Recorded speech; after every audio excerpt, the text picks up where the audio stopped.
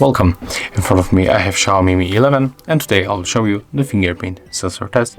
We are going to check how fast it works and how it works with the tempered glass on the screen. As you can see here, I got the flat version of the tempered glass applied on our display. So let's make it.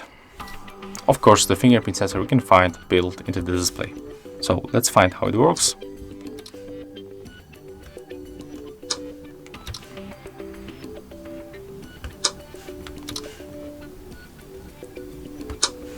As you can see, it's very fast. For sure, it's reliable, as you can see, and even with the tempered glass, it works really good.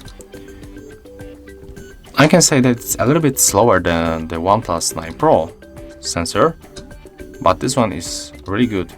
It's one of the best that I have ever used. Yeah, definitely I can recommend you this biometric settings on the smartphone.